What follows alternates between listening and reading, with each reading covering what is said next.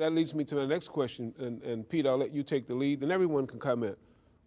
Is it hard for clinicians to follow guidelines? You guys are talking about blood pressure, cholesterol, A1Cs, the newer agents, and promise we're going to get into the outcomes trials. But just the fact that you have now, in New Orleans, we call it a gumbo, a little shrimp, a little crawfish, a little okra, a gumbo of medications. It looks like it would be hard for a clinician to keep up with all of this. Sure, there's not only a gumbo of medications, but there's really a kind of a gumbo of guidelines. And guidelines are put forward by specialty societies, and then there's all these different providers. And so anytime we encounter something that's kind of not completely in our field, believe it or not, there's guidelines by some other society we may not be aware of.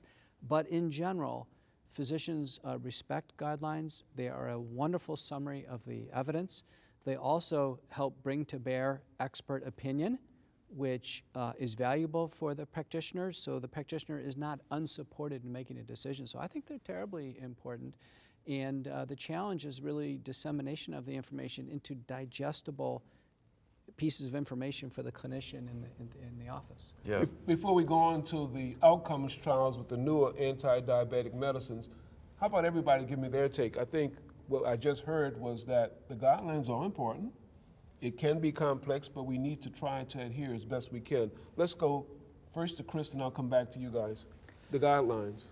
Well, they're terrific, but of course there's so many things that we can do that they're then an inch thick, and so the time is probably the factor of going through all the relevant risk factors and how to modify them. And so moving towards team-based approaches where someone else can recheck, oh, wait a minute, how was your last cholesterol, or what was the creatinine, and some of the things where making sure you've gone through all the different risk factors could be a way to try and optimize compliance with statins and other factors. We have a team leader on the panel. What do you think? Team approach helps? I think team approach really helps, and I'm really liking the fact that recently we've seen the American College of Cardiology and the American Diabetic Association merging together on some consensus pathways. And I think over the last couple of years we've seen these societies that have been putting out their own individual guidelines actually starting to work together, and I think we're going to be moving even more so in the future with that.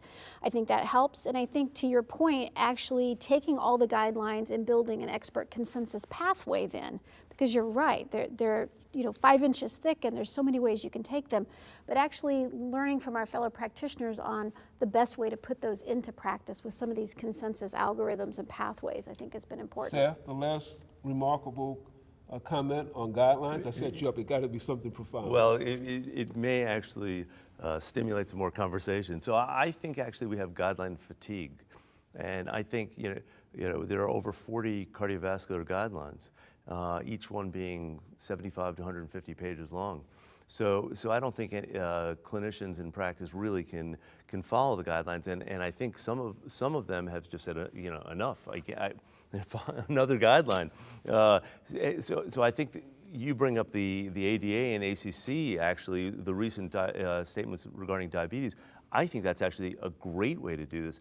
Come up with a singular point, which is when we see a diabetic patient in our practice, we have to stop and think about the fact that that individual patient might have cardiovascular disease. And if the patient has cardiovascular disease, is the patient being treated appropriately? You know what you're saying, and I'm smiling because now I can recall, and I think all of us have given lectures in big rooms, especially with primary care providers, and we really smoke and we're going over the outcomes and the guidelines. And the first question from the microphone, somebody says, okay, so what am I supposed to do? Right.